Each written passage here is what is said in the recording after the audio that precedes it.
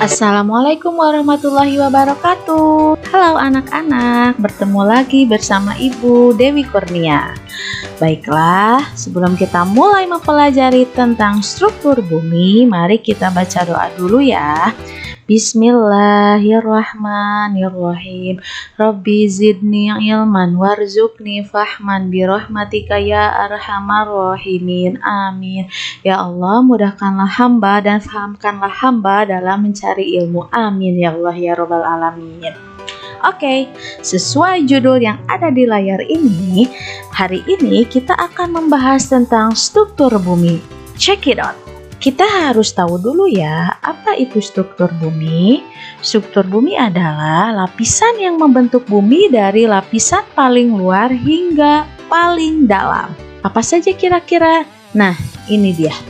Ada lapisan yang paling luar yaitu lapisan atmosfer dan ada yang paling dalam. Mulai dari tempat kita berpijak dan hidup yaitu crust atau kerak bumi, lalu masuk ke dalam ada mantel, selimut bumi, ada outer core alias inti bumi bagian luar, dan juga ada inner core, inti bumi bagian dalam.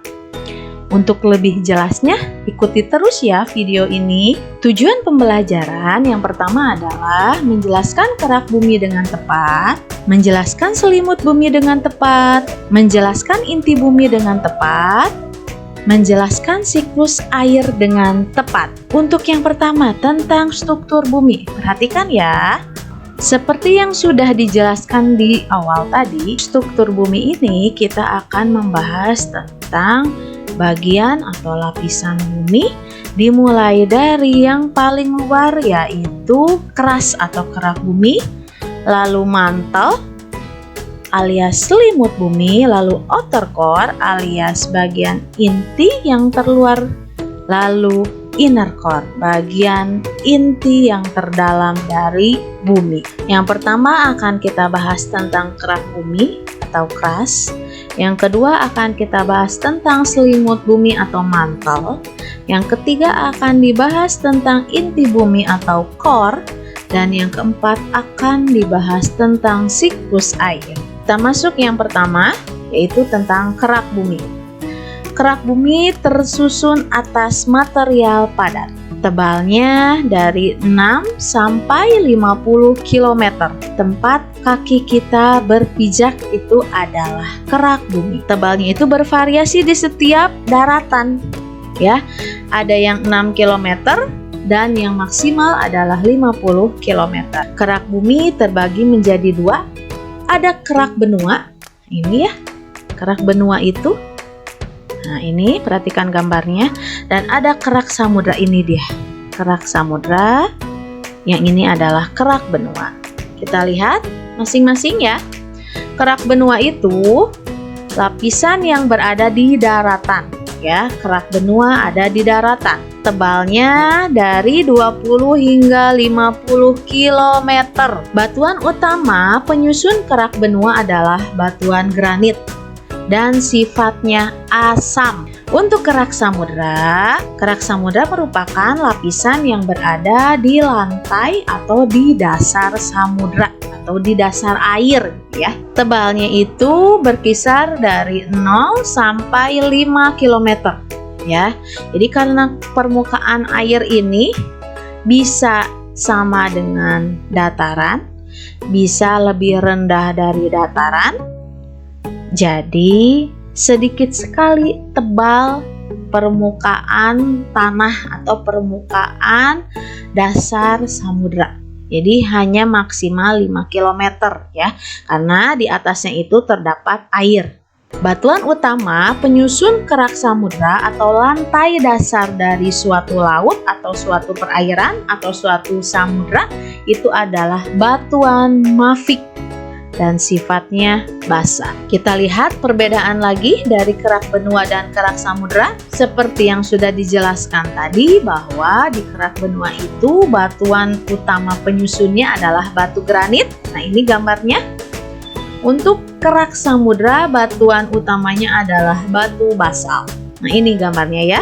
Keduanya memiliki persamaan, yaitu sama-sama tersusun dari batuan metamorf ya. Jadi di kerak benua dan di kerak samudra itu ada batuan metamorf. Batuan metamorf itu merupakan hasil transformasi atau perubahan dari suatu tipe batuan yang telah ada sebelumnya ya. Ada batu sabak, ada batu filit, ada batu genes, ada batu marmer, ada batu tanduk, ada batu milonit, ada batu kuarsit, dan batu sekis ya. Jadi yang di rumahnya lantainya dari marmer, atau ada guci marmer, atau ada hiasan marmer, berarti dia termasuk batuan metamorf. Apalagi kesamaan lapisan yang ada di kerak benua dan kerak samudra? Sama-sama memiliki batuan sedimen atau batuan endapan. Itu batuan yang berasal dari pelapukan makhluk hidup. Di sini contohnya ada batu konglomerat, batu breksi, batu pasir, batu grewak, batu lumpur, batu gamping, dan batu rijang. Ini adalah contoh dari batuan sedimen atau batuan endapan. Nah, satu lagi yang sama-sama melapisi kerak benua dan kerak samudra adalah batuan beku, yaitu batuan yang terbentuk dari magma yang mendingin ya. Jadi kalau ada gunung memuntahkan lava, dia akan mengalir ke dataran rendah dan berujung ke suatu perairan, bisa ke danau, bisa ke laut, bisa ke sungai. Nah, dia akan mendingin, akan membentuk suatu batuan. Nah, contohnya adalah batu apung, batu obsidian, batu granit, batu basal, batu diorit, batu andesit, batu gabbro, dan batu liparit ya. Berarti kerak benua dan kerak samudra ini penyusun utamanya adalah batuan beku, yaitu granit dan basal. Kenapa? Khususnya di Indonesia itu memiliki gunung api yang terletak di lautan dan juga memiliki gunung api yang terletak di daratan. Jadi batuan granit dan batu basalt itu mungkin terbentuk di daerah laut dan juga terbentuk di daerah darat. Kita lanjut ya. Yang kedua ada selimut bumi atau mantel. Terletak di bawah lapisan kerak bumi, tersusun atas silikat atau besi dan magnesium, lalu tebalnya 2900 km. Kita lihat selimut bumi itu, nah ini ya. Jadi di bawah kerak bumi, nah ini kerak bumi nih yang warnanya biru ya. Ini ada kerak samudra dan kerak benua. Itu di bawahnya, nah ini adalah mantel atau selimut bumi. Nah ini dia gambar lebih jelasnya. Ada lapisan litosfer, nah ini ya. Jadi di mantel bumi itu ada lapisan yang pertama, yaitu lapisan litosfer. Tebalnya 100 km kurang lebih ya. Lapisannya itu terdiri dari lapisan sial. Si-nya itu adalah silikon atau SiO2 dan Al. Alnya itu adalah aluminium alias Al2O3. Dan ada lapisan sima. Si-nya itu silikon, SiO2, dan Ma-nya itu adalah magnesium, MgO. Jadi lapisan litosfer itu adalah lapisan teratas dari mantel bumi yang terdiri dari lapisan sial dan lapisan sima. Selanjutnya ada astenosfer, tebalnya berkisar 100 sampai 400 km. Di sini tempat pembentukan atau formasi magma. Jadi magma yang keluar dari gunung berapi itu dibentuk di wilayah astenosfer. Terdiri atas material semi cair yang terdiri dari silikon, besi, dan magnesium. Semi cair ya, jadi tidak terlalu cair dan bukan padat. Tempat terjadi gerakan lempeng. Nah, kalau kalian pernah dengar gempa akibat pergerakan lempeng, nah berarti lempeng yang bergerak itu adalah lempeng yang berada di wilayah astenosfer. Selanjutnya ada mesosfer. Nah, ini bagian bawah dari mantel bumi. Tebalnya 2400 hingga 2700 km. Tersusun dari batuan basa dan besi. Itu adalah lapisan dari mantel bumi ya. Jadi yang paling atas ada litosfer, lalu astenosfer dan mesosfer. Kita lanjut ke pembahasan yang ketiga, yaitu tentang inti bumi atau core.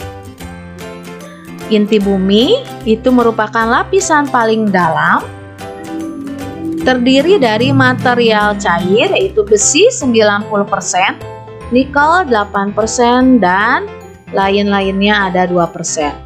Lain-lainnya itu bisa emas, bisa tembaga, bisa aluminium, bisa kobalt, bisa apalagi perak, bisa intan dan lain sebagainya ya, 2%. Tebalnya dari inti bumi kita adalah 3.550 km. Oleh para ilmuwan, nah ini adalah gambar inti bumi dibagi menjadi dua. Ada outer core, tebalnya itu adalah 2.250 km, dan ada inner core, tebalnya itu adalah 1.300 km. Kita lihat satu-satu ya. Inti bumi bagian luar atau outer core, dan ada inti bumi bagian dalam yaitu inner core. Untuk inti bumi bagian luar, ciri-cirinya adalah tebalnya 2.250 km, tersusun oleh besi dan nikel cair, dan suhunya adalah 3.900 derajat Celcius. Sangat panas ya. Kita lihat di inti bumi bagian dalam, tebalnya 1.200 km, diameternya 2.600 km, tersusun oleh padatan besi dan nikel. Kok aneh ya, di inti bumi bagian luar itu bentuknya cair, tapi di bagian dalam justru bentuknya padat. Kenapa bisa terjadi perbedaan seperti ini? Padahal suhu inti bumi bagian luar 3.900 derajat Celcius. Kenapa besi dan nikel di inti bumi bagian dalam tidak ikut mencair? Jadi inner core itu mendapat tekanan dari lapisan-lapisan bumi di atasnya, sehingga si besi dan nikelnya itu merapat mendekat satu sama lain, sehingga bentuknya tidak cair namun berupa padatan. Suhunya 4.800 derajat Celcius. Yang terakhir, untuk materi hari ini ada siklus air atau daur hidrologi. Daur hidrologi yaitu tahapan yang dilalui air dari atmosfer bumi hingga kembali ke atmosfer bumi lagi. Kita lihat ya. Nah, ini ya. Jadi, ini adalah siklus air. Pertama, air di laut atau air di sungai itu mengalami evaporasi alias penguapan. Uapnya itu naik ke atas, lalu terperangkap oleh awan. Jika intensitas sinar matahari begitu besar, artinya sinar matahari itu menerangi kawasan laut ini dengan lama gitu ya. Jika intensitas matahari atau sinar mataharinya itu banyak, maka uap air itu akan banyak juga yang terperangkap di awan. Awan ini akan bergerak ya. Awan ini kan berupa gas ya. Dia itu akan bergerak ke dataran tinggi tergantung angin yang membawanya. Misalkan dia sampai di sini. Ketika sudah jenuh, ketika sudah cukup banyak uap air yang terperangkap di awan, lalu turunlah hujan. Nah, ketika air hujan turun, itu air hujannya itu diserap oleh tanah, ya, mengalir ke sungai dan berujung ke laut, diserap oleh tanah dan juga berujung ke laut juga. Nanti air laut menguap lagi, awannya terbang lagi, turun hujan lagi, terserap lagi, masuk lagi ke laut, dan begitu seterusnya. Itu adalah siklus air atau daur hidrologi. Alhamdulillahirabbil alamin. Materi ini cukup sekian. Terima kasih atas perhatiannya. See you in the next video. Wassalamualaikum warahmatullahi wabarakatuh.